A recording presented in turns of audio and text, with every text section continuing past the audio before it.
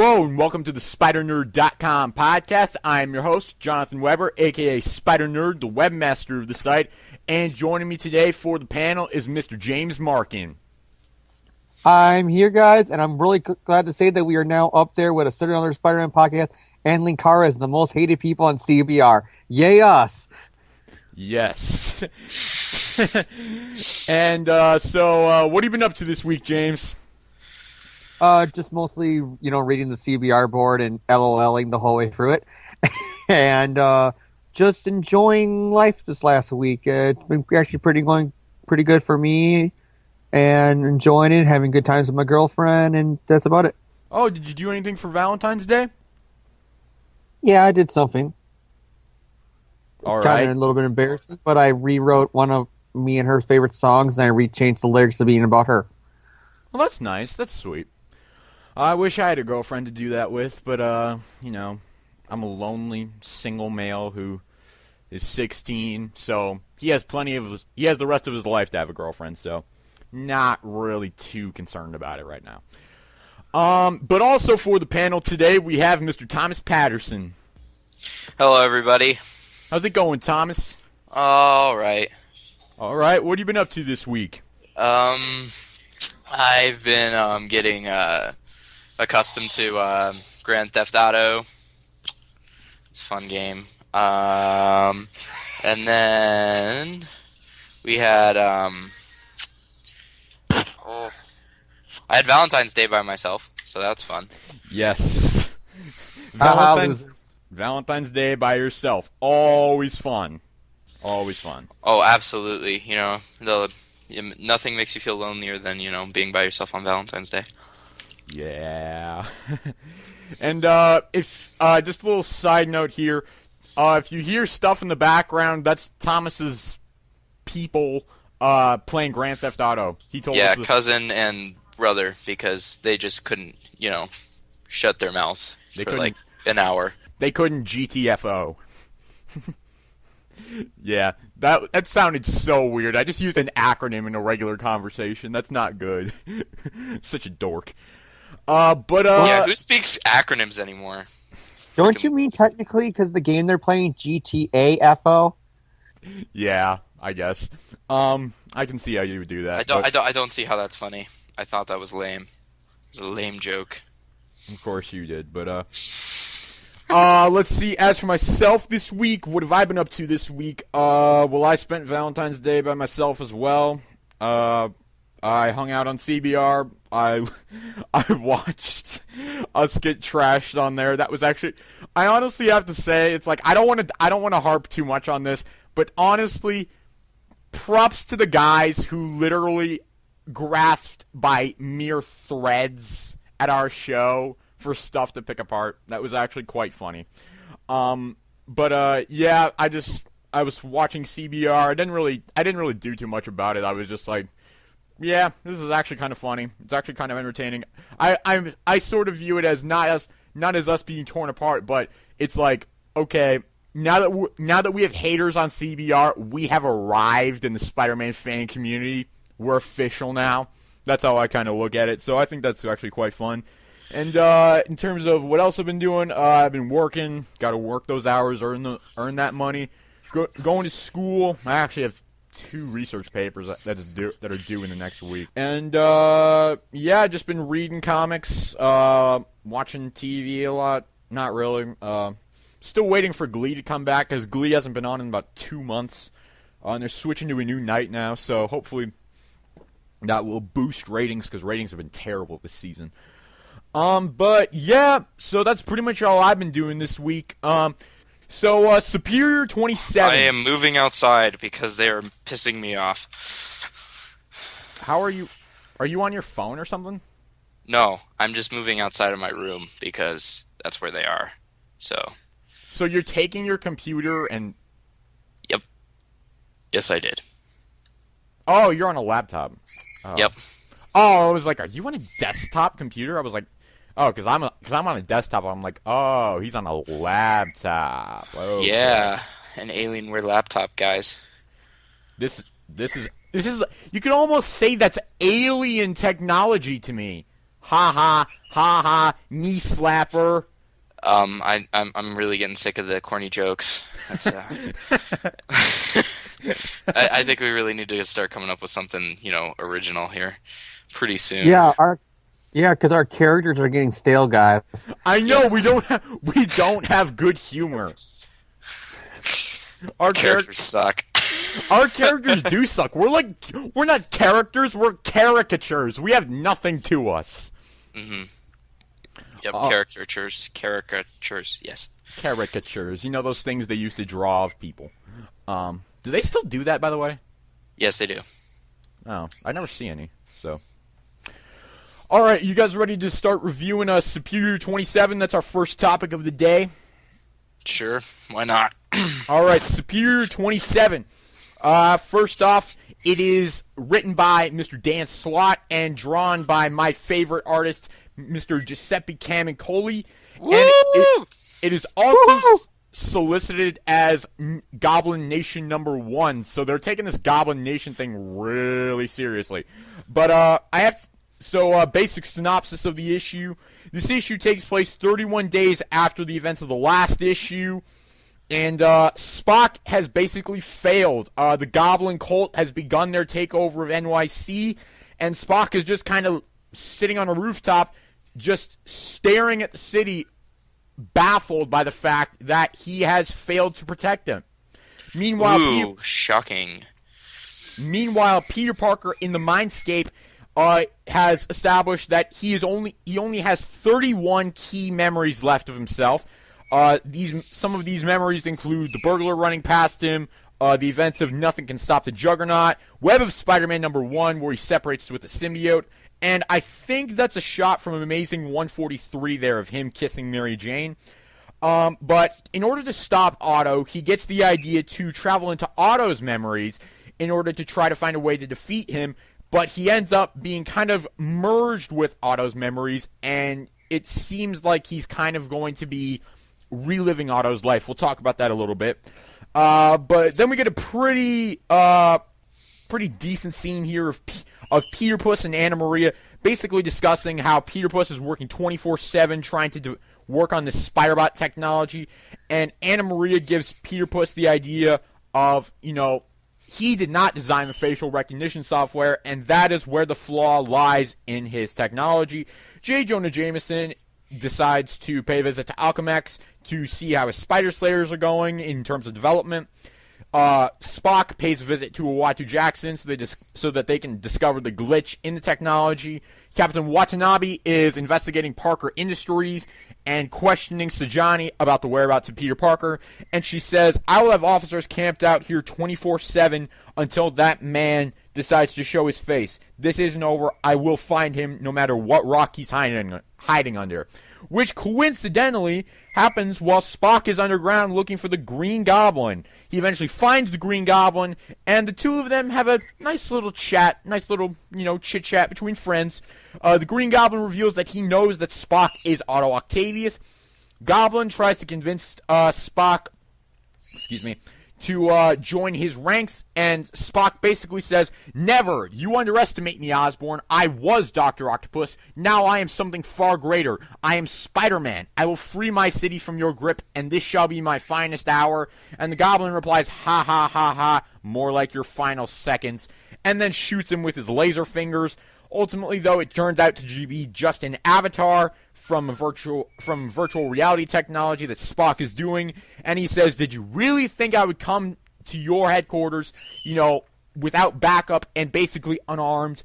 So, basically, Green Goblin says, no, I didn't think that. Begin the assault, and then we see a bunch of goblins coming in, and they begin to attack Spider Island. And to be continued in the next issue.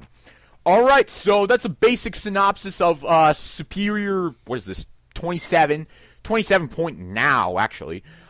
But that's a basic synopsis of Superior 27, aka Goblin Nation #1. So let's go around with initial grades on this issue. So, James, what's your initial grade on Superior 27? B+. Alright, Thomas, initial grade on Superior 27? I'll go an A- on it. Alright, I'm actually going to bump up above both of these guys, I'm going to give it a solid A. I really, really enjoyed this issue. I felt it was a very solid issue. I didn't really have any big, major problems with it. A lot of it really intrigued me, and so I really, really liked it. So, Thomas, general thoughts on this issue before we delve into it? Well, I feel like basically it really does like kind of set up this idea that there is a grim finality to this series going forward. That basically that we're on the back nine for Otto, and it really does show that. So it doesn't really feel like we got spoiled too much by Peter, being revealed to come back as the Amazing Spider-Man. And if anything, it actually makes you wonder how he's going to do it after he goes through all of Otto's memories. It's we already knew the Goblin kind of knew who Spider-Man was, is that he's Otto. So it was kind of interesting seeing how he kind of like comes out and tells that to him. But overall, like it was a pretty good, solid issue. Just kind of bringing it all together, and I'm still a little worried about how Dan Slott's going to pull off all those minor storyline plots that have been coming from the beginning until the end, because I feel like this one's going to feel really rushed, particularly if Peter's actually coming back in Superior Spider-Man number 31. And 31 seems to be a very, very big number in this issue. Yes, that was series. actually pointed out by someone on CBR. I think it was CBR, yeah. That was actually quite funny. But anything else, Thomas? Yeah, I'm just saying that I feel like everything's just kind of. I'm worried that it's going to feel a little rushed trying to finish it up this quickly, because Slott has been drawing it out where like nothing has been happening for quite a while, and now that stuff is finally starting to happen, I'm starting to feel like it might get a little rushed. But he did it all right this issue, and I definitely have to give him props for that because he did a really good job. So yeah, A- for me. All right, James, overall thoughts on Superior 27 before we delve into it? I thought it was pretty good. I thought the art is great, like always, except for when you know who draws it. And it's a really good story. I like the moments where like it's almost like Norman. I think it's Norman and the Goblin, but whoever it is playing mind games at the table. I know you're him. Now just join me up. It's almost like the Raimi Spider-Man, the first one, where he wants Peter to join him. It's like he's like, Otto, I know you're as sick as I am. If we become partners, we can take over New York and all that stuff.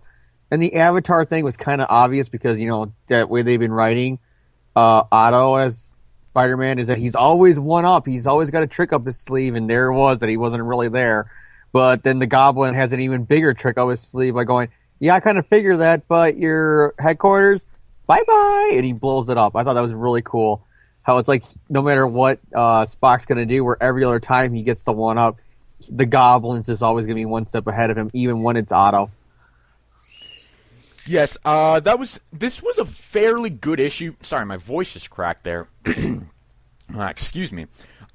This was a fairly good issue. We all gave it positive grades, fairly positive grades. We got a B+ out of James, an A- out of Thomas, and a solid A out of me. So negative my ass, people.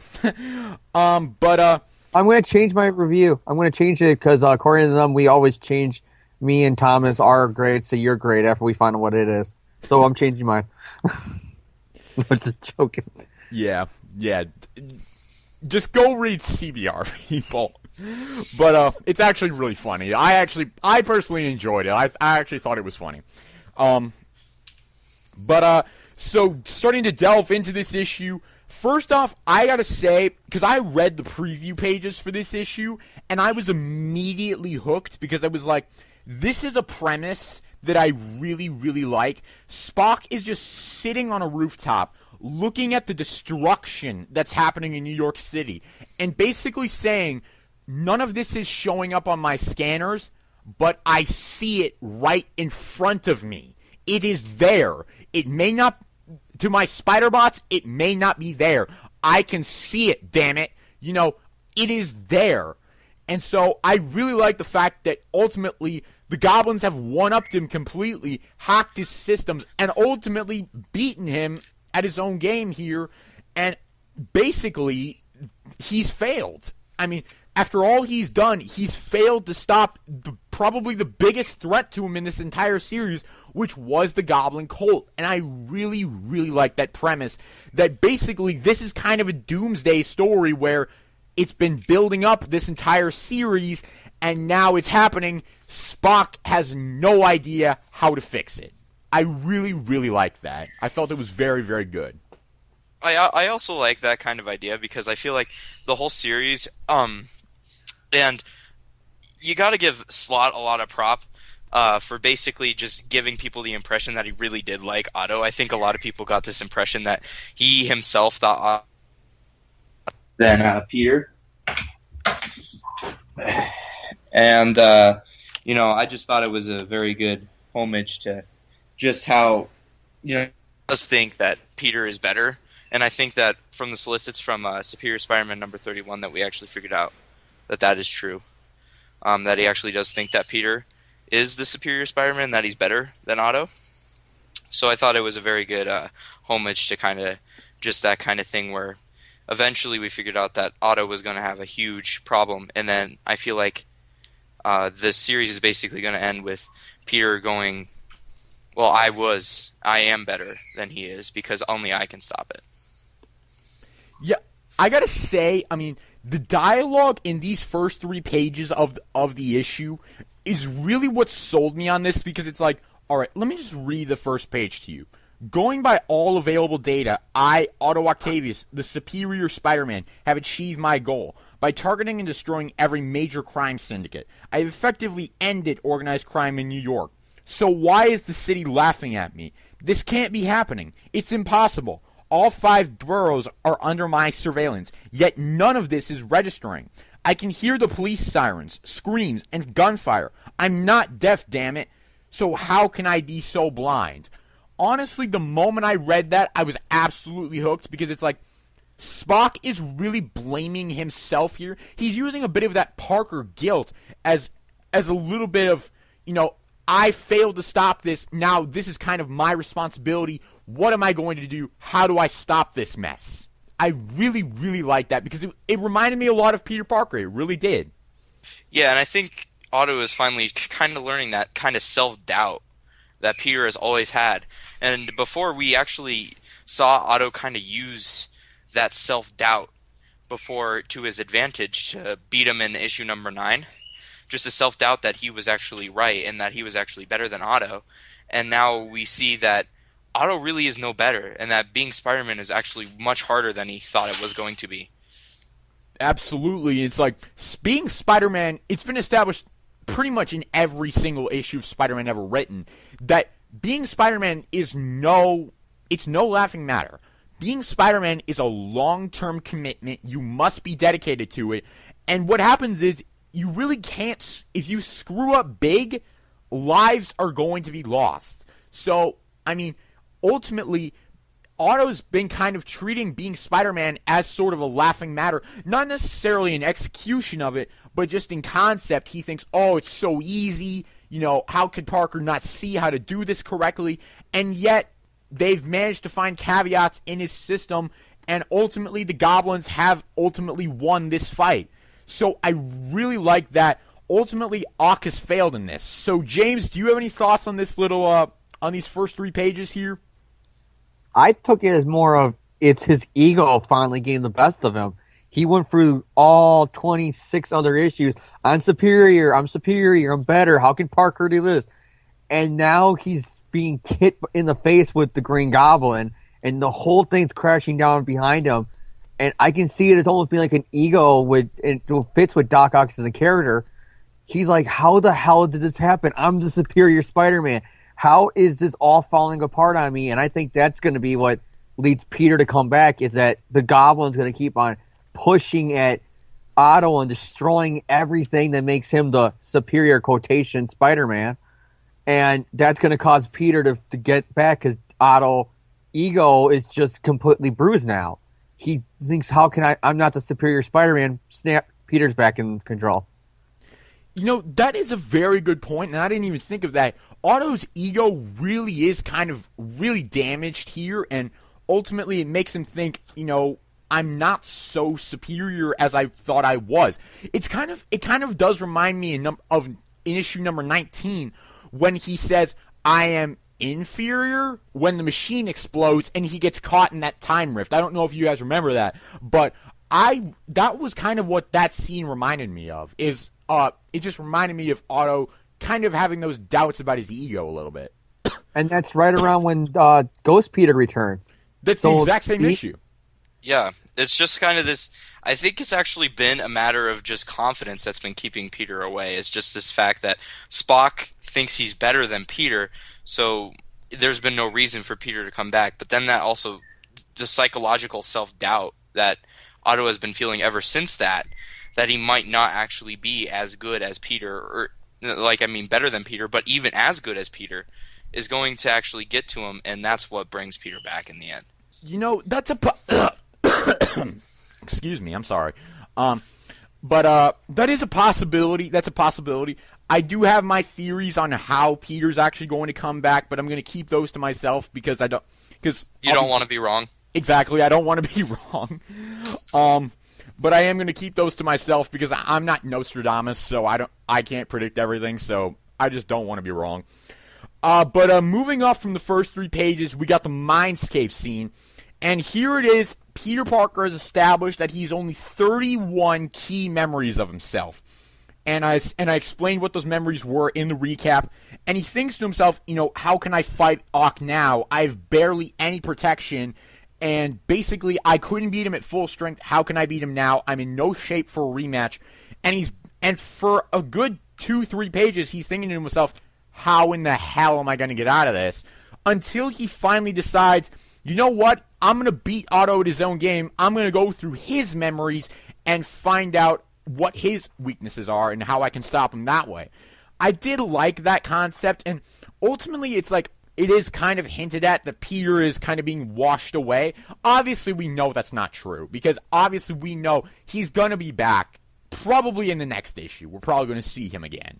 But, or maybe 2 issues from now. I don't know. But ultimately, it's like, if I was a little kid, I honestly wouldn't even buy this, because it's like, ultimately, we know Peter's coming back, so why are they trying to hide it by supposedly washing him away? It's that, if there was one problem I had with this issue, it was probably that. I didn't like being misled somewhere.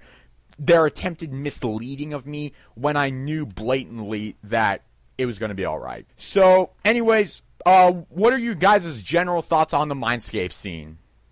Well, I did like the Mindscape scene because it also shows Peter, kind of like using his intelligence, because that's how he always wins, like his fights. He's always outmatched. He's always losing that. And I think that's what's going to be really good about the new movie. But staying on topic with this is that Peter's using his intelligence to know that he needs to figure out ways that he can beat Otto psychologically, like he beat him last time psychologically. So it is a very smart move on his part to, kind of play it out, because he can't afford to, die again. Well, did he really die in the first place? No, he was just deleted. And then when Otto called upon all those memories of him, I think it brought, the memories that Otto's trying to recall back. So, he's calling on the Green Goblin and the Brooklyn Bridge, which brings the memory count to, 31 after that? So yeah. It's just basically Otto calling on his memories that's bringing him back. Yeah, because here's the thing. It's like, he established in the previous issue that he wasn't dead. What I kind of took that as was that Otto didn't kill him.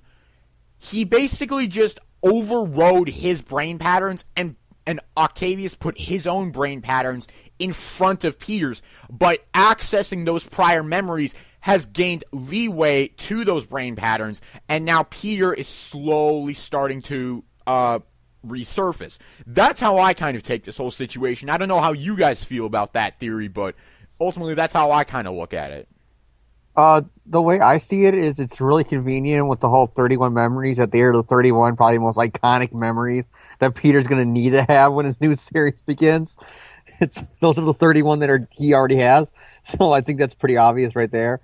And all the other little small details, Mary Jane knows the identity, and I'm pretty sure you're going to have Mary Jane filling him in on the rest, and stuff that she wouldn't know. You're going to have people like Kane or whatever filling him in, so I don't think it's going to be that too big of a loss. Yeah, because it's like, I was just thinking to myself earlier today, it's like, well, who is he going to forget? Is he going to forget Flash, Harry, all those people? I thought it was pretty clear that he already forgot Flash. Really? Yeah. Because the 25? Darkest Hours plot. Spock had no memories of who Flash was.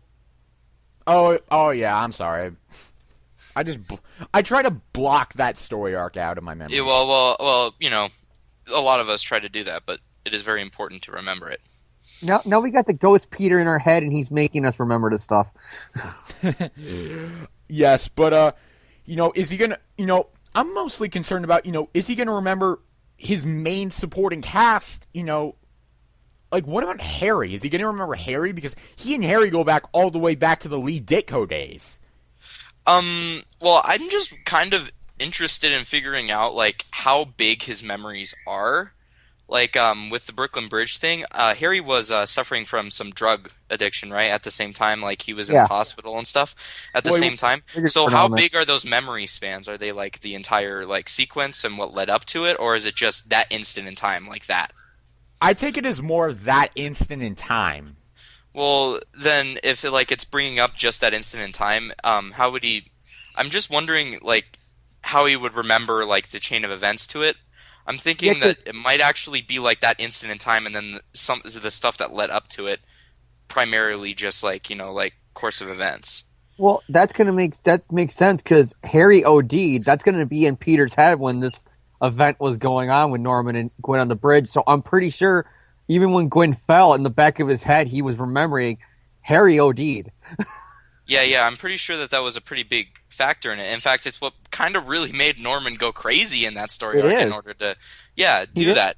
Yeah, so it's so I feel like it's a very important part of it, and I feel like also on top of that, it almost makes Peter feel like even more of a failure during that time because he couldn't save his best friend, and he didn't save his girlfriend, and so he failed all the way around. And he ultimately failed to stop the villain because, the villain died in the end, but it wasn't even by Spider-Man's doing. It was because of a freak accident. Yeah, and at the same time, I feel like Peter didn't actually want him to die. I feel like he realized that killing him would be immoral, and then he ends up dead anyway. So that's another failure on his part to keep his villains alive because he believes in the value of life. He says it in that issue. He says, Norman's dead, but why do I feel even more alone now? Yeah, he says, I feel like the death should mean something, but it doesn't. It was a freak accident, and therefore there's no value to it.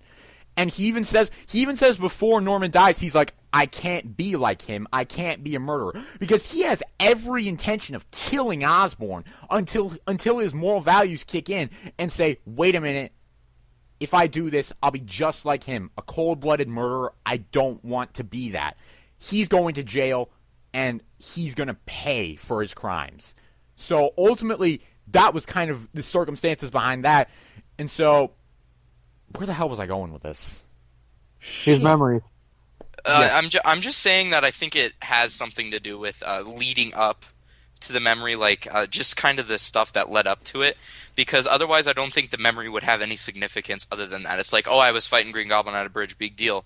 But he remembers that Gwen Stacy was also a victim of that. So I don't think it's just the instant. Well, yeah, because in his head when the memories are going on, he's thinking, don't do it, Osborn, don't drop my girlfriend. So those memories are there of him remembering, hey, that's his girlfriend he was going to drop.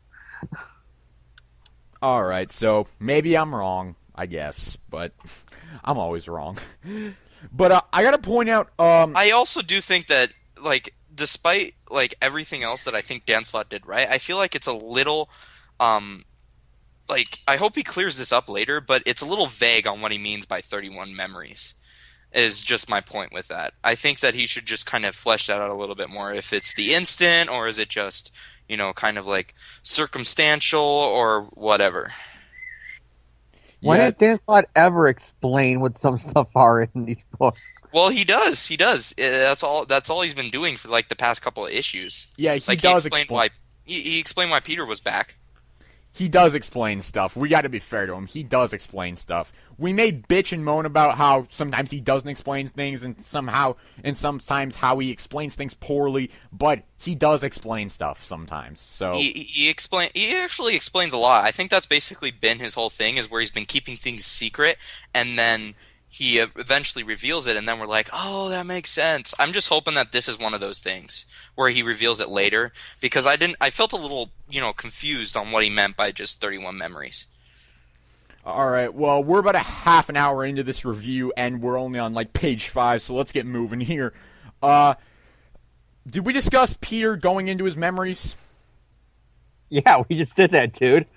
All right. Well, I knew we were talking about the Mindscape, but I didn't remember if we discussed him actually going into Otto's memories. Yeah, I said that I thought it was very intelligent. Yeah, all right. Sorry, I'm having short-term memory problems today. I was mad. It's all right. I was mad about that thing, because he's going to get out of it, because you got the cover of Volume 3, Amazing Spider-Man 1, staring at you, so he's out of it. So. Well, I know, but the whole point of the whole story, I think, is actually just to find out how Otto ends up, failing to retain the body of Peter.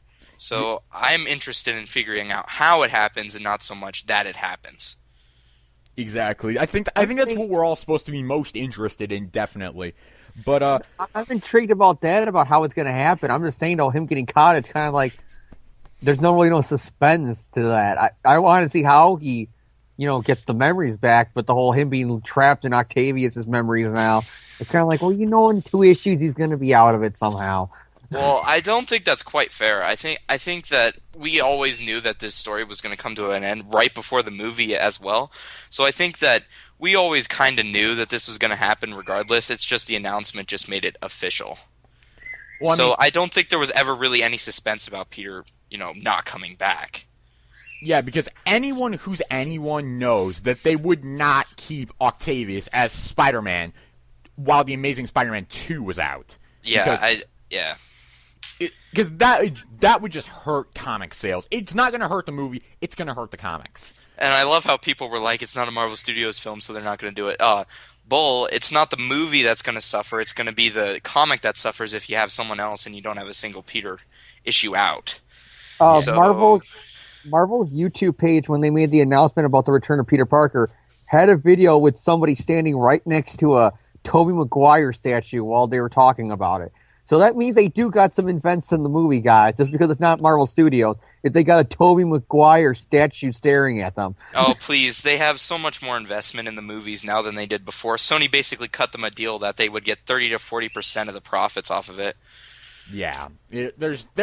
Marvel is involved in the movies. Marvel Studios has basically taken over everything. They took the merchandising from Sony. They took the animation rights. They even cut a bigger deal out of the slice of the pie for the Amazing Spider-Man franchise back in 2011. Mm-hmm. So I think in the audio commentary, too, of Amazing Spider-Man 1, there's parts where Webb's talking about storyline decisions that they had to do first by asking Marvel. Yeah. The whole point was that they were giving all this stuff up is so that they could get Marvel Studios input. Yeah, all right. Let's move on. Let's move on with this comic here. The next big thing we see is Jameson, basically checking in on his Spider Slayers. Are you guys intrigued by this plot? Are you excited for it? What are your guys' thoughts on this whole Jameson Spider Slayer plot? Well, I like that it's paying homage to actually being Jameson now. I want to be completely clear that I didn't really like Jameson's characterization following and during number 700. I felt like it was very, very odd that he'd be somehow okay with the thing that he's been saying that Spider-Man was going to be for years, and then he actually ends up being it, and then Jameson's oddly okay with it. Supports it.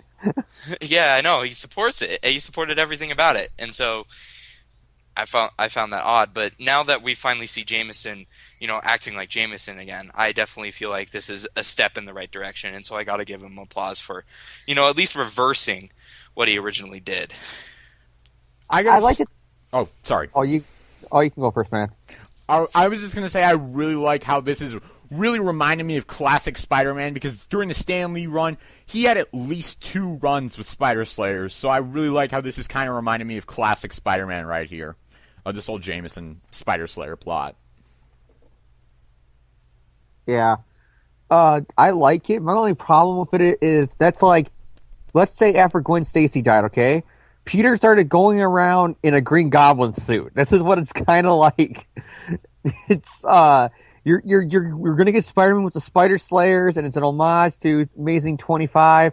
I get that, but they killed your wife. Okay, I don't think she wants you to go after Spider-Man as a Spider Slayer.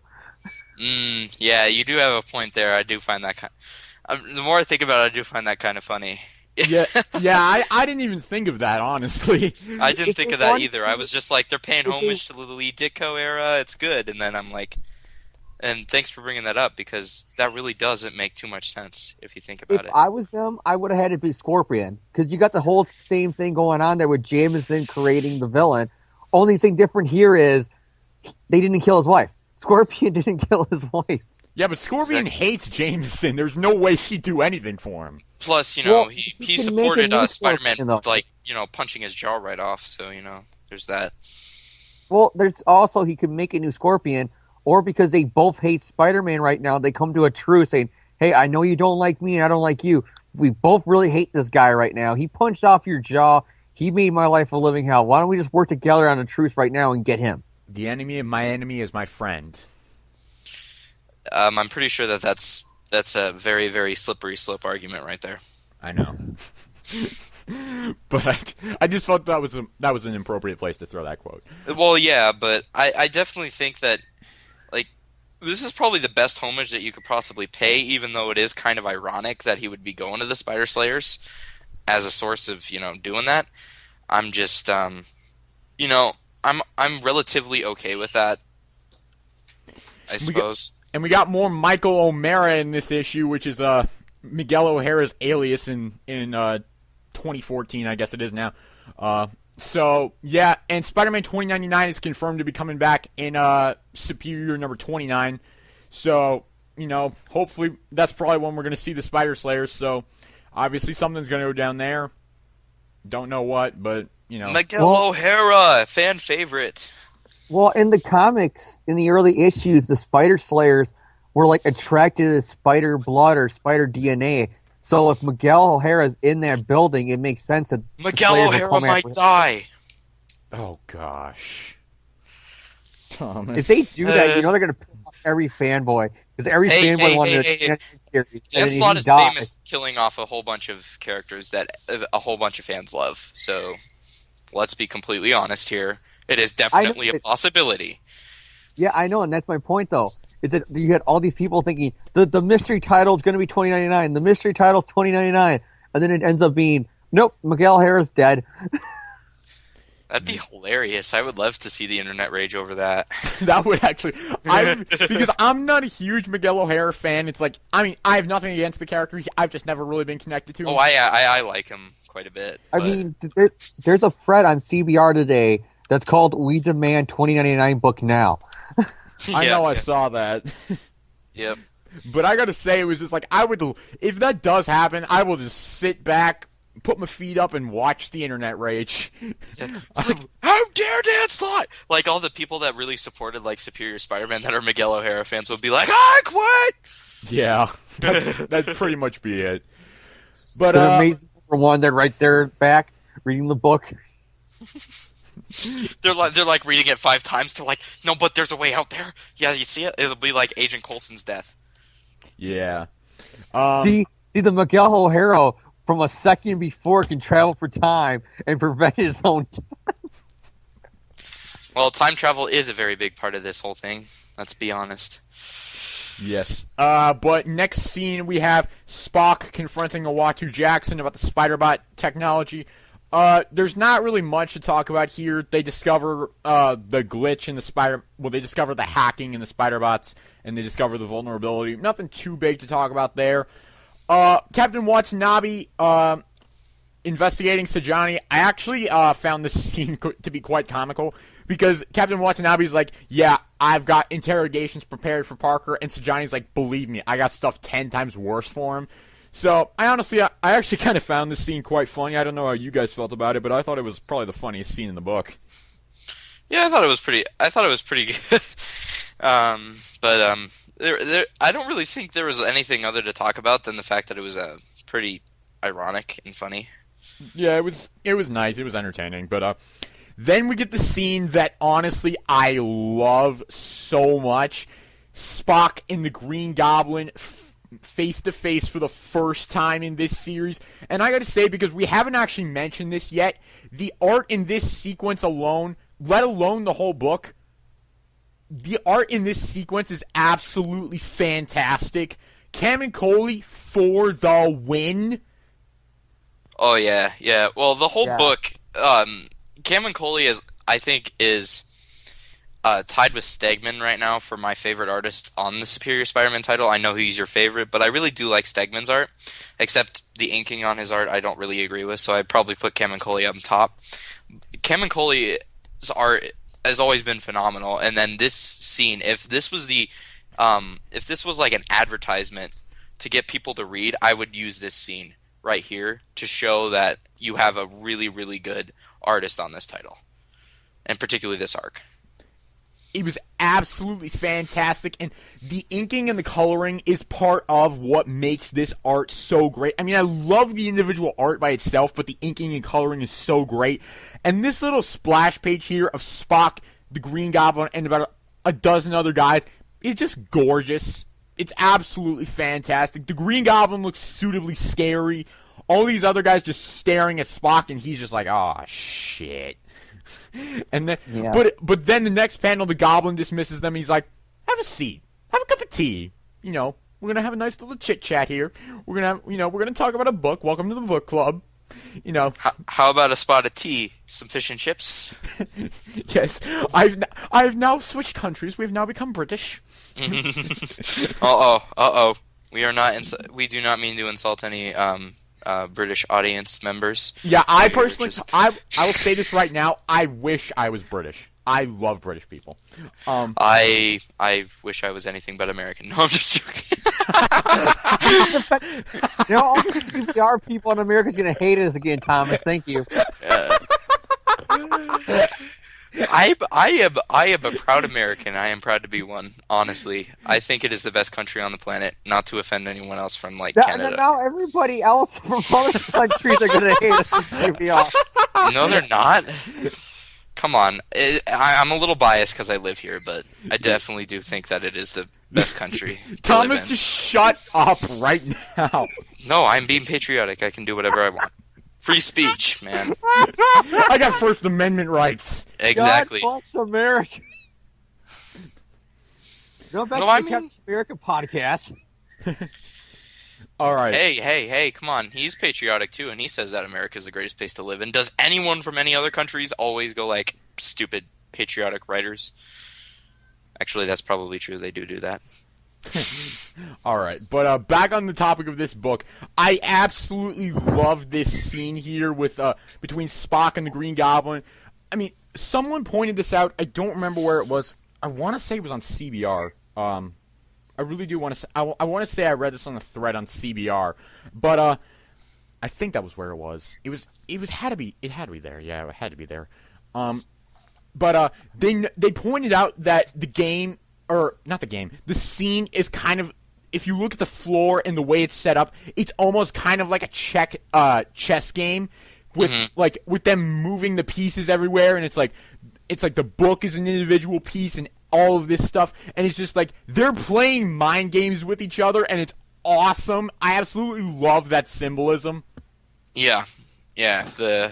I think that's been the whole thing is, and I think the Goblin King has actually been portrayed to be this really good tactical mastermind. So I'm definitely appreciating just this kind of mind game-esque thing that they got going on. Oh, utterly. This is probably the biggest mastermind goblin we've seen in years. Yeah, and if it is Norman Osborn, it almost makes Norman Osborn coming back worth it if he is Norman Osborn, which I sincerely doubt. It's Norman. You think it's Norman, really? So the Scar last issue kind of gives it away. It's Norman. But see, Well, I know. I think that's like a dead giveaway, though.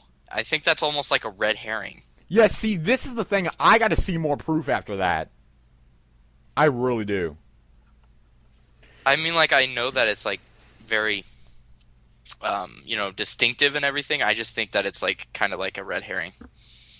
Yeah, I think I think it's someone else. I think I don't know who it is, but it's not. I don't know if it's Norman. If it is Norman, that's awesome because then it's Norman Osborn versus Otto Octavius, the showdown everyone wants to see. But honestly, if it's not Norman, I'm not going to be surprised, and I honestly won't be that disappointed because they've basically built up that it's not. So.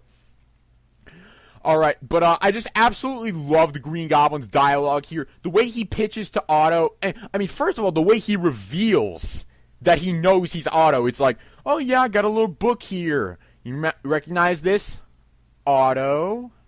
I was just like, yes.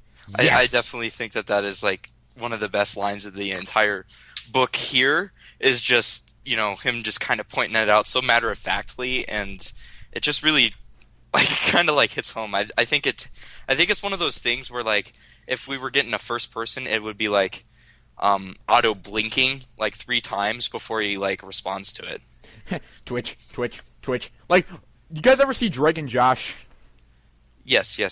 I love that show. You know what I'm talking about with Josh twitching on the TV. Oh yeah. It's absolutely fantastic. The way I would see it, it is like just hilarious comedic version of how the scene would be. It would be like the Goblin would go Otto, and you go, "What about it? I mean, I'm not Otto. I'm Peter Parker. Yes, Peter Parker." But this Goblin doesn't know who Spider-Man is, so he not only would he give away that he's Otto, he'd give away who's under the mask too. No, that's my point. Though. I said it's Otto being stupid. That's hilarious. Did Norman Osborn lose his memory again? On who Spider-Man is? I thought it was Brandy Day. Yeah, that's what I thought it was. Oh, was it? Okay, I was a little confused on that too because that also seemed like a thing that would make Norman not under the mask, but yes, you guys would probably know better than I do because I didn't read too much of Brand New Day. I haven't read a single issue of Brand New Day. I just read a heck of a lot about it. So. Oh, yeah, see, I haven't been keeping up. This is the first series that actually, following Ends of the Earth, I was back into it, and then, and then he dies. I was like, oh, God dang it! Yeah, pretty much the way to sum it up, here was Norman during Brand New Day. He would be, doing something, and he would try to manipulate Peter, but it's because he knows there was a connection between Peter and Spider-Man. He just can't remember what it was. Yeah. Dude, the whole One More Day thing has really screwed up continuity to the point where I don't even understand what's going on anymore. No one does. Yeah, the worst part was Venom. In the same storyline, they reintroduced Norman Brand New Day. They brought in Venom, and Venom has this one panel in a Thought Balloon where he just brags about, I'm the most vicious killer Spider-Man ever known because I know everything about him. There's not one secret that he has that I don't know. I can't remember who the fuck he is, but I remember everything else. He doesn't actually say that, but you just imagine that's the next panel. Oh, please. It's off panel. Oh, that would have been great. I don't remember who the fuck he is, but... Alright, but basically Green Goblin offers Spock a spot in his ranks as his second in command. Spock basically says, F you, I'm not being anyone's second in command. The city's under my protection. And Green Goblin tries to blast him, and what do you know? It turns out to be just an avatar of Spock this whole time. Because, did you really think I'd march into your secret lair alone, unprepared, and with no reinforcements? And the Green Goblin basically responds with, this is why they're called secret lairs, begin the assault. And we see a bunch of goblins flying in and starting to attack Spider Island, to be continued. So, final thoughts on this Spider Island whole attack thing here. Okay. So I was thinking on the whole Spider Island thing, it's I think it's basically just the destruction of basically everything Ock has built as Spider-Man. It's just he was so superior, he was so confident in this idea that he was better than Peter Parker that he let this thing get to him, and now everything that made him quote-unquote superior is being taken away from him. All right, James, final thoughts on the Spider Island whole attack thing? I liked it. I thought it was the hologram. I felt like, and everything was kind of like one-upmanship. That it was Otto thinking, "Oh, I'm outsmarting you. I'm not really there." Well, then good, because I can blow you up in your headquarters. Kaboom!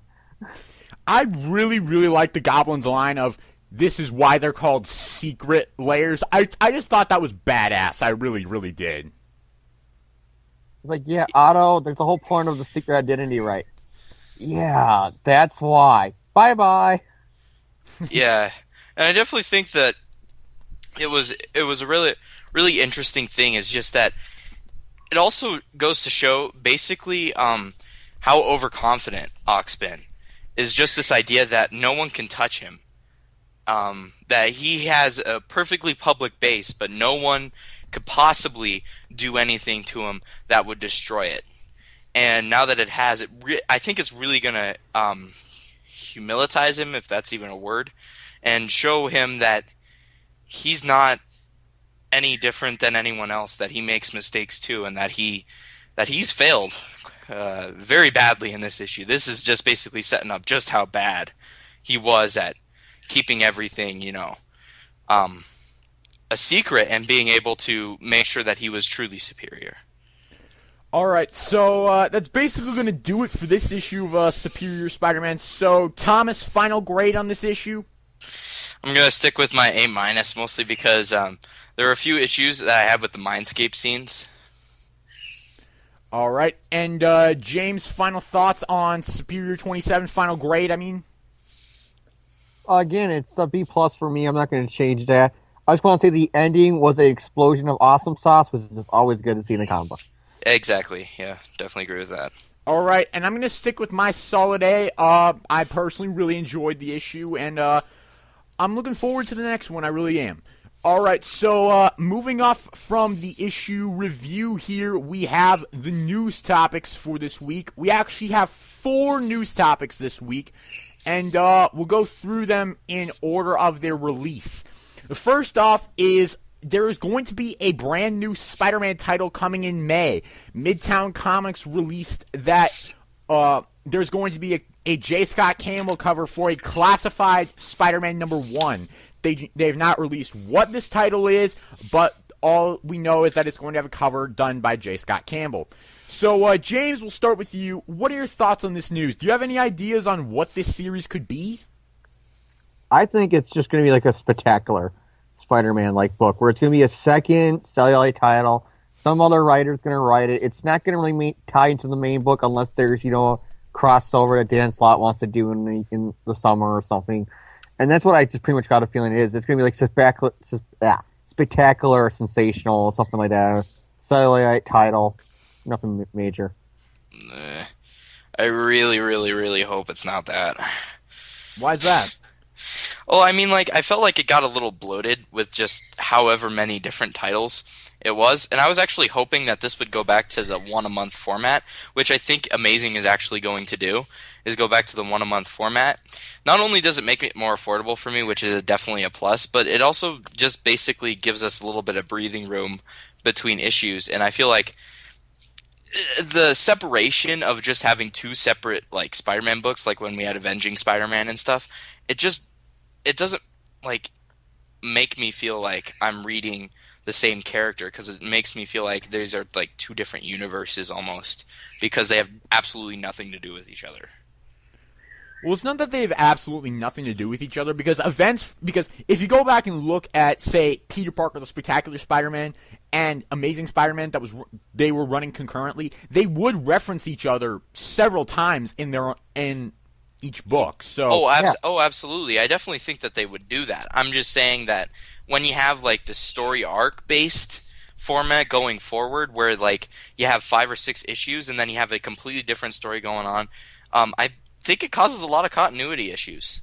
Does this take place before, after? And then you actually have to acknowledge whether or not it takes place before and after. So I'm actually hoping it doesn't do that. See, my thoughts on this are, I'm actually with James. I actually do hope that this is kind of another Peter Parker, the Spectacular Spider-Man kind of situation, because really, I'm just a fan of that, and if they are going to cut Amazing down to 1 a month, which I actually don't want them to do, I'm actually pretty content with 2 a month. But confirmed that it was like the other day. That it's like 1 a month? Well, because all the solicits or whatever it is only say Roberto Ramos, and when Big Time, the first Dan Slott run with the 2 a month happened, and then with Superior, they had all the artists list. Now it's just Ramos. Well, yeah, I think that's also a pretty good thing. But I also think that Dan Slott has always said that 2 issues a month is a good speed for him, and that he wouldn't want to go over that. Well, he's already writing Silver Surfer too, so I think I think pretty soon it's going to catch up with him, and I think that May is going to be the month where it catches up with him, where he's just writing Silver Surfer, and the new Amazing Spider-Man. Yeah, I mean, that's where I would want this to be another Peter Parker, the Spectacular Spider-Man, because, I mean, then they could do kind of what they did in the 90s, where you'd have... If you don't like one title, you can go to the other one? Well, it's not even that. It's just like, you have the story... What I mean is, if you're not going to do 2 issues of Amazing every month, you have Amazing Spider-Man be part 1 of a story, and then part 2 be in that other title. Yeah, I guess you could do that. That would be interesting. I wouldn't mind that one too much. I also think that it would actually be a good idea. I will concede this point. Like, if you don't really like Slott, you could always go to the other writer, and I think it might actually give some people a little bit of choice on what they could do. And I definitely like to see some fresh take on Spider-Man rather than just... We see what Slott can bring, and I'm not against him or anything, but I definitely like to see what some other writer could do for Spider-Man, so I guess that would be a plus. I'm just a little worried about continuity stuff. All right, James. Oh, yeah. Go ahead. My only problem with your whole, you can have, part 1 being an Amazing and then part 2 being sensational or spectacular or whatever it is. My only problem with that is you run into problems sometimes where, the 2 writers or the 2 artists are not, really talking to each other. So you end up with some continuity errors in between in a part 2 of a 3-part story, that instead of you have one writer who's telling just all the parts, if you know what I mean. Yeah, I can see continuity issues entering into that as well, but I also feel like if you're writing Spider-Man titles, that they should all just kind of enter a boardroom and say, this is what I'm going to do, this, and this, and then share scripts with each other. And I feel like that'll actually help. They did that during Brand New Day. I know they did that a lot when they had the 3 or 4 writers on the book. They all would have these summer retreats together and come up with ideas. 3 or 4? There was 9 or 10. Yeah, there was a lot of them. There was a lot. Which also kind of enters into the fact that I think that if you have multiple writers on a book, it's kind of weird because there's no consistency. Some people write them differently. Let's say a lot of criticism directed at Dan Slott, and I don't necessarily agree with this. I'm just saying that a lot of people that are really mad at Dan Slott kind of think that he writes Peter very immaturely, and then you could have one writer that writes him very maturely, where he doesn't make jokes or whatever. And I just think that the consistency might be lost also. I'll be quite honest here. It's when I read issues that Dan Slott has written the plot for, but Christos Gage did the script for, I get a completely different feel. I'll be quite honest with you. Yeah. So I'm a little worried about it's just the consistency of how the character is written as well. That is a good little point to bring up here. And I also think one thing that could be a little bit of an issue is collectors 10 years from now who are just getting into Spider-Man 10 years from now, when they're trying to go to the back issues and to the back issue ends and pick up all these story arcs, if they were to do part 1 in one title, part 2 in another title, it'd be really hard to find. Well, to be fair, Wacker even said that these comics aren't meant to be relevant later. They're meant to be relevant now. So I mean, it wouldn't be that big of a deal, I think, because we also had stuff like that, with the other. Of course, they were collectible with the other. So if they did story arcs kind of like that, I think that they'd collect them in one issue, one don't the trade paperback. So I don't think that would be too much of an issue, to be quite honest. I don't know. It was just something that popped into my head because it's I've tried to buy single issues of 90 story arcs, and that's a terrible idea. Never do that. The Clone Saga's bad at it. Yeah, the Clone Saga is a nightmare to pick up in single issues. That's why I just got the complete Clone Saga epic trades. I was just about the Clone Saga, that's one of the main parts of when I bring up about why you shouldn't do a part 1 of 2 in different titles, is that if you look at those early Clone issues, there's moments where, like, Ben Reilly's mask will be ripped off in one issue, and then you begin the next issue, and it's now Peter's mask that was ripped, and Ben's that was perfectly normal and stuff like that. Well, that, I think, ties in with just continuity issues that we already brought up before. Yeah, so it's kind of a mixed bag. Obviously, it just depends on how they execute it, for me. All right, and I want to get your guys' opinion on this because we mentioned this before in the podcast, but a lot of people are saying, "Oh, this is going to be the 2099 book that they're supposedly going to do, and that everyone's hoping for." What are your guys' thoughts on that?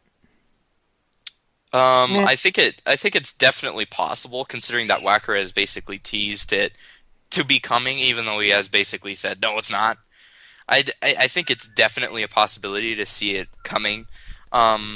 Plus, I felt like if you're gonna bring him back to like the past, there's really no purpose in that if you're A, not going to kill him off, or B, have him have any relevance other than the regular Spider-Man title. So I think that we might actually see him actually making a difference eventually. Otherwise, the whole relevant move of him going back to like 2013 or whatever just kind of loses its relevance altogether.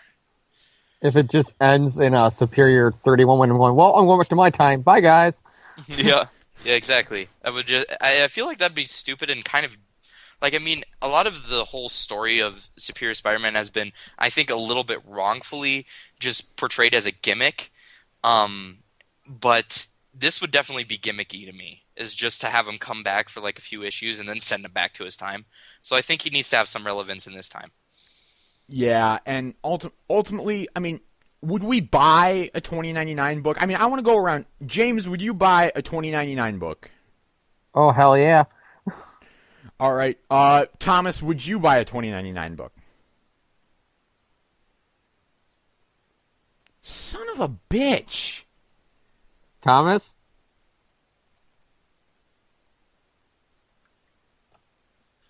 Paging Thomas Patterson. Sorry, what's up? Would you buy a 2099 book? Oh, sorry, I was getting my dog in. Yes, I would. Probably. All right, here's the thing. Shit, what was I saying? Oh, yeah. Yeah. Would I buy a 2099 book? I'm honestly not sure. I'd really have to be sold on the creative team, to be quite honest with you, because I'll be quite honest, I don't really have a big connection to Miguel O'Hara, so honestly, I'm not sure if I would. I think it would depend on the creative team. Like, if it's a Peter David written 2099 book, which they've already confirmed that it's not, that he's not going to have any involvement if they do make it. But if it were to be a Peter David 2099 book, hell yeah, I'd buy it. But, I mean, because I love Peter David. But if it's by somebody else, I really would have to be sold on who it's by, who's the writer, who's the main artist, or who are the main artists. You know, I'd really have to be sold by the creative team in order to... I feel like I'd probably just sit the first issue out and see how the word of mouth goes. And then if the word of mouth is good for it, I'll probably check it out. That's a good approach to take, I think. I think that'd be good. I might do that. I mean, because it's like, I'm going to buy Miles Morales Ultimate Spider-Man, so maybe I should give a 2099 book a shot. But, yeah, I mean, so any final thoughts on this new Spider-Man title that's going to come in May? I really hope that it works out. I'm actually kind of interested in seeing if they do a 2099, because I feel like that a story other than Peter would probably help like expand this universe, although it might give Sony some unwanted ideas to how to expand their universe, which Marvel clearly doesn't want to do. No, I'm just joking. No, I think it might be a good idea. It might be a good idea to see how this all plays out. I'm definitely interested in it. I'll just see how it works out. All right, James, final thoughts on this new Spider-Man title? Thomas has pretty much said everything I would want to say about it. It's I kind of like it because more Spider-Man, the more better I think it would be for a lot of comic book fans. Being that I'm a Spider-Man fan, so I can never get enough Spider-Man. So yeah, I can never get enough of him either. All right, but I just hope it's Peter. I'm just gonna say that right now. I don't really. If it's 2099, I'll be okay with it. but I think it's better more Peter instead of how it's been the last year, where it's been no Peter. I think I only need really one title for Peter. Although I really wish that it was like maybe Kim and Coley coming back for the Amazing Spider-Man and not Humberto Ramos. That's just my personal art taste. I prefer Kim and Coley over Ramos any day. But I'm okay with only one title. I think for the whole Ramos thing, I think you spoke for 50% of the Spider-Man fan base, dude. I do think so. I just think that there are a lot of people that really like Ramos too. So. All right. Well, I said we were going to go in order of release with these news stories. That's actually going to be BS because sticking with the comic theme we have right now with the news stories, a new Amazing Spider-Man Year 1 Learning to Crawl miniseries has been announced. The series entitled Learning to Crawl will be released as Amazing Spider-Man number 1.1 through 1.5, and it will run from May through September.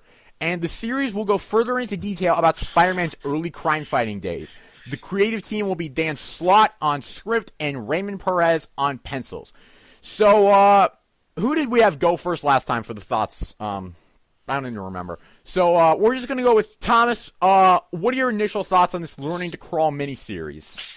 I think that it's kind of replaying, like, what we've seen before. Like, we've had a lot of origin stories for a lot of these very popular characters. Like, Batman just recently had 0 year in DC. And I'm kind of getting a little iffy about it, personally. I don't think that we really need a retelling, and I don't think Dan Slott could possibly really tell it better than Stan Lee did. I'm a little skeptical of trying to do this, and I mean, it's a mini-series, so it's not really that big of a deal if you don't pick it up, but I'm not really too interested in this, to be quite honest. All right, James, thoughts on this little Learning to Crawl miniseries here? I think it looks pretty good. Like, Dan Slott recently did an interview about it, and the way how he explained it is pretty makes sense about how, well, in the Marvel Universe, all this stuff happened 10 years ago. So you're going to see some modern day stuff, but everybody else is going to dress up like it's 1962. But there will be some references to cell phones and whoever the president was at that time period and stuff like that. So I kind of like that whole kind of where it's kind of like the 90s Batman cartoon, how it was set in the 90s, but everything looked like the 30s. And I kind of like that whole kind of feeling, that they're going to have with that book. Oh, shifting timeline kind of thing. Acknowledging it. Yeah. Yeah. And there's going to be other things that he brought up in the book, like the fact that it's called Year 1, but it's actually like just like the first month. Like it's literally like in the 30 days between Amazing Fantasy 15 and Amazing Spider-Man number 1, pretty much, which they have done before Marvel, so this is nothing really new.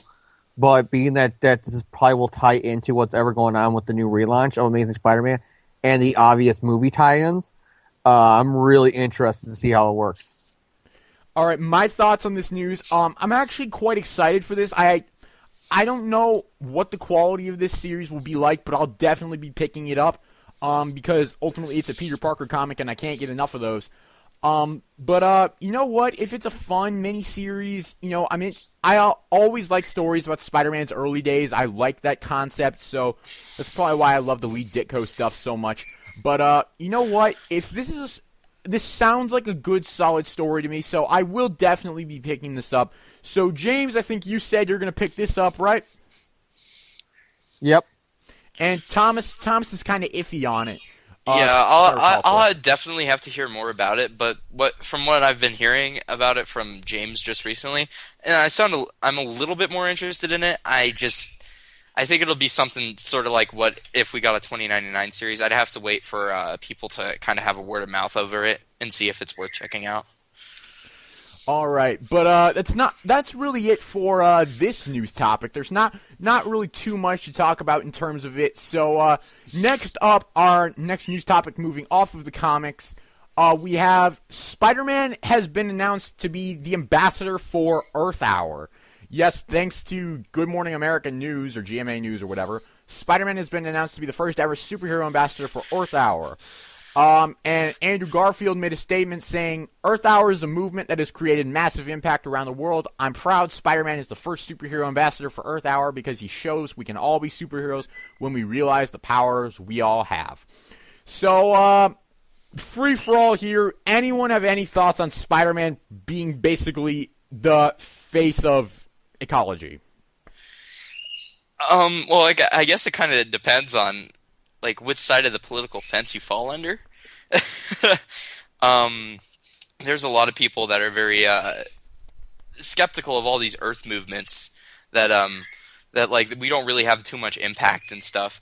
And I feel like this is just another step in like the liberal direction Hollywood's been going in for quite a bit.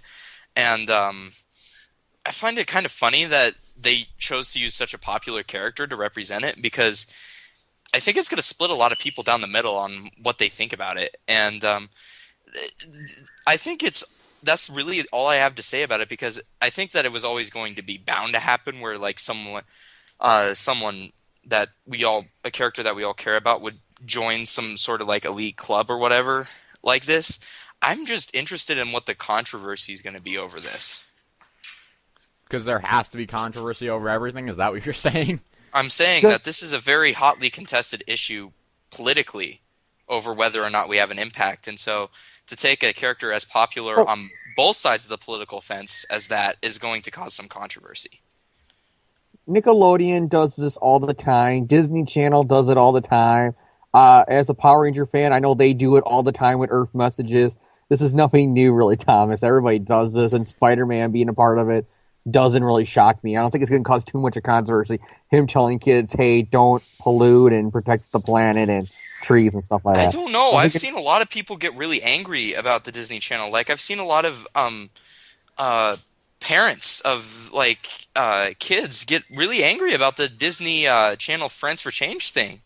That they're trying to basically brainwash their kids into believing in the environmental stuff. I have seen a lot of hate about it, so I'm very interested to see how people react to this. I'm still trying to get past the fact that they use the term brainwashing. Is this the 90s? Really? I don't know, but they were talking all about how it was brainwashing the kids. In fact, my dad, who is ultra conservative, when I used to watch Disney Channel in front of him, he would really freak out over every time they'd bring that up. He's like, it's such bullshit. They're trying to brainwash all our kids into thinking that there's actually some environmental impact that we have, even though there's not. So, yeah, James, do you have any response to that? I'm just going to come right out and say it to the people from CBR who might have got offended by Thomas. I'm a Democrat. I'm a liberal. I voted for Obama. I don't agree with some stuff that Thomas said about his dad. I'm sure his dad's a pretty cool dude. I don't agree with some political stuff like that. And I don't agree with the political stuff my dad has either. I fall on the left side of the fence a lot, and so we have a lot of arguments. I'm just saying that I think there's going to be a lot of controversy about it.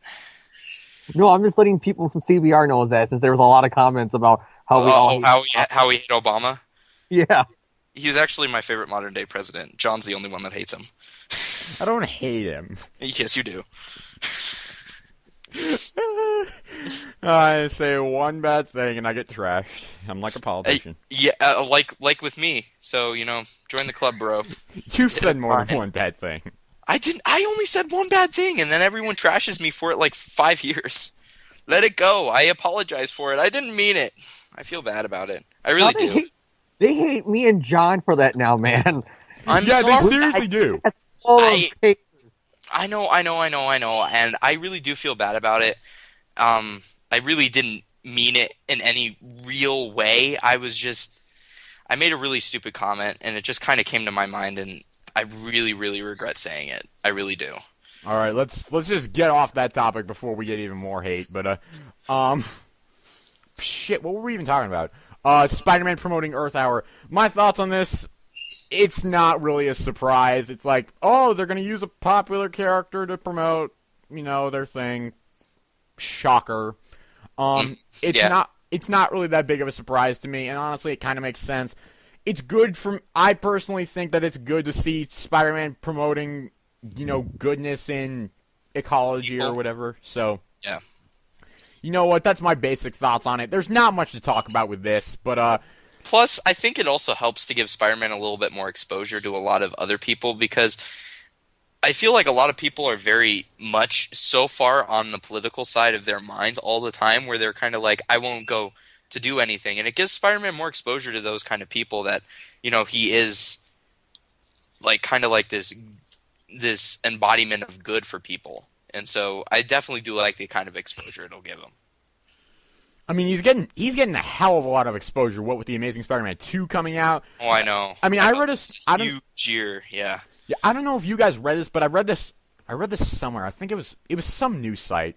Not a Spider-Man news site. It was like a regular news site. But I read that the Spider-Man Super Bowl spot was actually like the most effective Super Bowl spot there was. Oh yeah. 77% of audiences actually remembered that one, compared to 75 for Transformers, 48 for Captain America. Yeah, I remember reading all those statistics. I blame them.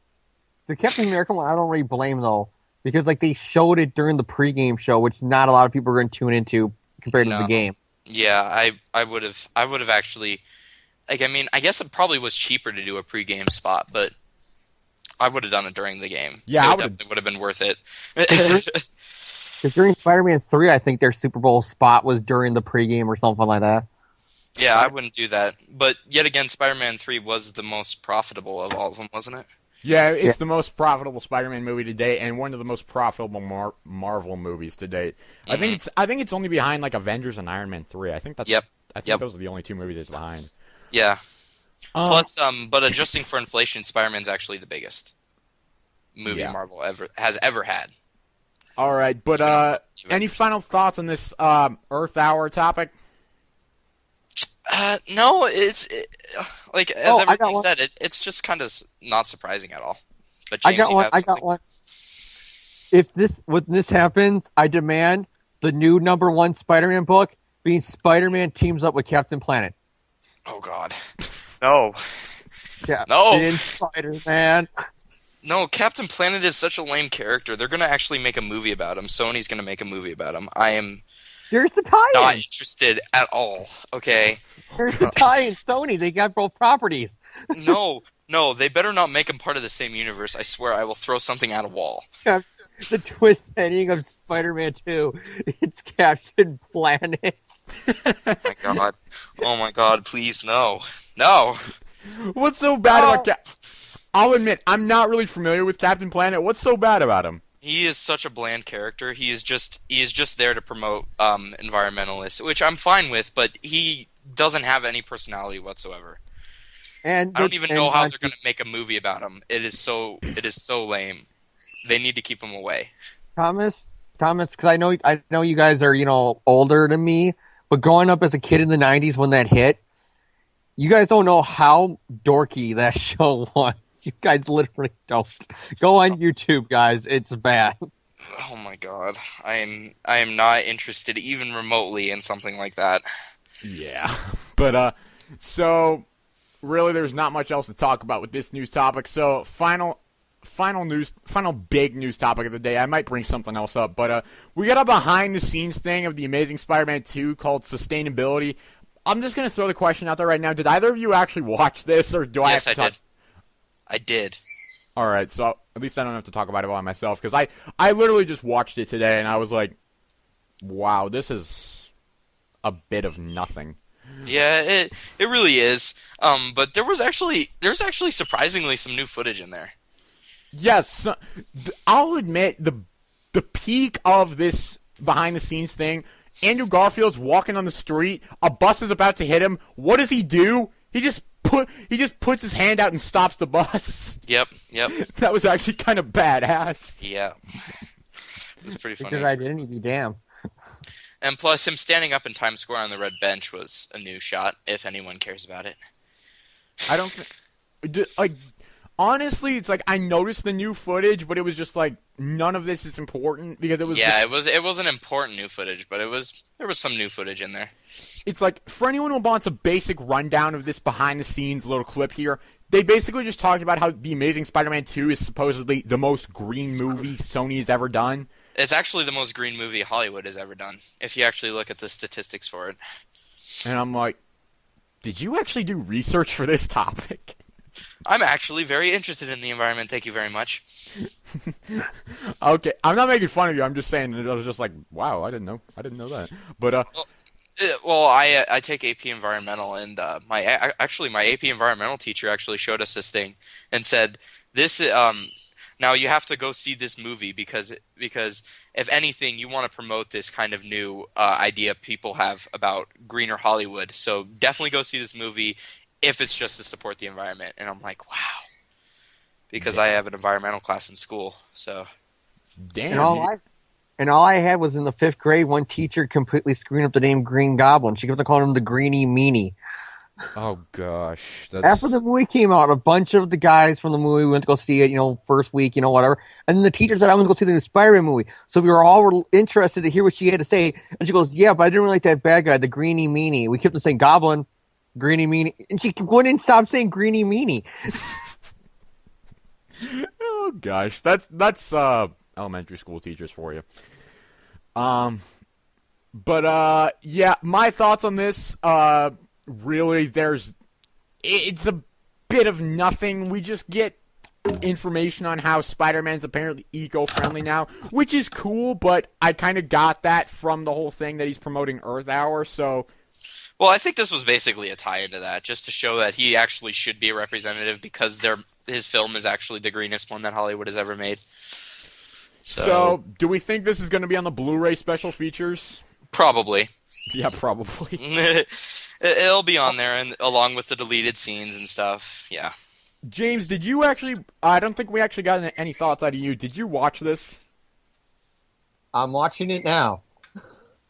Yeah, it's you're going to be bored. It's like nothing. It's just basically them telling us how green it was and how they recycled everything. Yeah, which is fine, but like I could have got that from my AP environmental teacher just telling me this instead of bringing it up. She made us watch the behind the scenes and everything. I still think that's cool that your AP environmental teacher made you watch something about Spider-Man. I think that's cool. Oh yeah, and she's like, go promote the film. Yeah, that's pretty sweet. Yep. But I'm not going to wait for James to finish the video, so any final thoughts on this news topic here? I just skimmed through it, and it's okay. It's meh. It was meh. It wasn't anything new. It was just basically kind of like, well, good for the film. Yeah. I like green stuff. Yay. Yeah, exactly. That was basically my thought over it. But good would for have the sold film. it better if it's all behind the scenes stuff about Harry being the Green Goblin. Oh gosh. Oh gosh. Please stop. Just stop. Now I got this image in my head of William Dafoe going around. Now this is how you get a greener planet. You take a pumpkin bomb. Oh my god. I could totally actually imagine that happening. I actually could. This is the kind of quality comedy you listen to SpiderNerd podcast for. Mm-hmm. Exactly. Yes, but so we don't really have any final thoughts on this news topic. It's meh. It's really all it is. Mm-hmm. So that's going to wrap up the news topics for the day. So we got one more thing to do here, and we're about an hour and 25 minutes into this show. We got one last thing to do, and that is my weekly classic review. And so what issue are we covering today? Well, today I'm actually going to take a big leap from where I was last week. Last week we covered Amazing number 8. This week we're covering Amazing 198. So, kind of a big leap. So basically this issue is written by Marv Wolfman, and the guest layout finishers were Sal Buscema and Jim Mooney. The basic synopsis of this story: the police come into the Kingpin's home and find Spider-Man laying on the ground with a broken arm. They take him to the hospital, where a doctor takes care of him but does not allow his mask to be removed because of the fact that he's a symbol of anonymity, and without that anonymity, he is no longer a symbol. Meanwhile, the Dr. Reinhardt, the head of the nursing home that Aunt May was at, reveals himself to be Mysterio, aka Quentin Beck, the first Mysterio, and he knocks out the burglar. Spider-Man wakes up and goes to the nursing home to investigate Dr. Reinhardt, where he is attacked by multiple illusions and ends up, crap, what was I, sorry. I just heard something weird, and that was weird. Yeah, it's one of my co-hosts from my other show messaged me about our show tonight. Sorry about that. That's okay. I heard that, and I was like, oh shit, is there something in the chat window? And I was like, what? Okay. That's okay. Yeah, that's him. I'm sorry about that. That's okay. But he goes to investigate Dr. Reinhardt and ultimately has a hard time getting to him and deciphering what's an illusion and what is real. And actually, he ends up beating up an old man who he thinks is Mysterio, which is actually kind of funny. But honestly, you know what? I do not sponsor or I do not advocate the beating up of old people, so don't do that. Jameson... Now, man. J. Jonah Jameson basically has a nervous breakdown in the middle of a board meeting. Spider-Man finds Mysterio and tries to fight him. Ultimately, Mysterio straps him down to the floor of the pool in the nursing home and fills it with water and says, "Face it, Spider-Man, I can do anything my heart desires, including sending you to your watery grave." And that's basically the end of the issue. There's not really much else that's involved in this issue. As far as a grade for this issue, I'm actually going to give it a B. I did like this issue quite a bit. Compared to the previous issue, which I also read earlier today, 197, I felt it was much stronger. Personally, I really like the beginning with the opening scenes of the Doctor saying that Spider-Man is an anonymity symbol. I think that's pretty cool. It's a pretty cool way to describe him. Ultimately, the fact that they wouldn't take his mask off was fairly good. I liked the revelation of Dr. Reinhardt being actually Quentin Beck, a.k.a. Mysterio #1. I really, really liked that. I felt that was really clever and a fairly ingenious way to write this. I gotta say, and this is not completely contained within this issue, but I've had this little stigma about the Marv Wolfman run. I always thought it was actually kind of weak, but I've been going back and rereading some issues of it this week. That's why I decided to do this issue. And ultimately, I'm actually really liking the Marv Wolfman run more on a second read. I really am enjoying it. I found that especially this Mysterio story here is actually really clever, and I actually really do like it a lot. Spider-Man and the rest of the issue, basically Spider-Man just trying to fight illusions and deciphering them from what is reality and what is just an illusion, which is, fairly good. That's basically what we always get when they face Mysterio. The part of him beating up an old man, is kind of sad, but, it's weird. Then, of course, he fights the tiger and all that. J. Jonah Jameson having a nervous breakdown. I gotta say, I thought I remembered this happening about 10 issues later than it actually did, but whatever. You know what? I'll just go with it. But J. Jonah Jameson having a nervous breakdown, it is kind of nice to see that he finally just flips out over Spider-Man, but there were actually quite a few continuity issues in this scene right here. The first of all is the board of the Daily Bugle says that he dismissed Joe Robertson. That is not actually true. If you actually read the previous issues, Robbie quit. So that's a bit of a continuity issue there, and that was the biggest one I saw. And that really got to me. That pulled me out of the story, and that really is my one big con of this issue, is the continuity errors within it. Other than that, the Mysterio fight scene was fairly good. I didn't feel it was anything too spectacular, but overall, it was a decent fight scene. I like Mysterio as a villain. I feel he's a very entertaining villain, and he does make good use of stories. He does make good stories. So ultimately, I felt that this was a strong issue, a fairly solid one. I will give it a B. It's a fairly good issue, not anything too special, but ultimately a good enough issue. So, Thomas, we established in the pre-show that you have not read this issue. So, James, do you have any thoughts on Amazing 198? Yeah, I thought, because I read this before, thanks to the brilliant invention of Essentials and stuff like that. So I read this issue before, And I thought that it's always pretty cool, especially when you see how it builds up to 200. And man, does this lead up into 200. And that's all about it. All I could say, 'cause it's been a long time since I read the issue, but I liked it. The Reinhorn, being Mysterio all along stuff is just classic comic book. It was really me all along. Let me take off my mustache, kind of thing.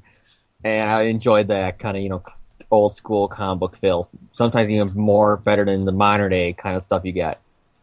Definitely, definitely. All right, well, that's going to conclude this week's classic review, and also that's going to conclude this week's episode of the Spider Nerd podcast. So hopefully we've gone through this episode without offending anybody. Hopefully we've done that. But James, any final words for the listeners before we sign off? Yeah, I was upset that you did the whole thing. I'm walking off, and this is the last time you'll see me, guys. Bye. Oh, was that a joke? Yes. Why do you want me to leave, Thomas? No, I was really crossing my fingers that you were telling the truth. No, I'm just joking. All right. I'm joking. Now I offended James. Now I feel bad about it. Now I'm going to go on Great. CPR about you. Oh, okay. All right. All right. Thomas, any final words for the listeners before we sign off? Any non-offensive final words? See you guys next time. All right, my final words for the listeners are keep checking out SpiderNerd.com. If you're someone who just downloads on iTunes, just keep checking out our main website, SpiderNerd.com. We got reviews, news, all that stuff going up there. And check out the Spider Nerd YouTube channel, which Thomas runs for us. And hopefully he will put a video up this week. I don't know, but it depends on his schedule. I've been a little busy. Yeah, I figured. So, that's why I'm not jumping down your throat. I'll see if I can get something up. I'm really trying to get something working up there, but been a little bit busy, mostly because I have to retake a whole bunch of tests so that I don't end up with C's in my classes. So yes, and so that's really going to do it for this episode of the Spider Nerd podcast. So we will see you guys later. Bye.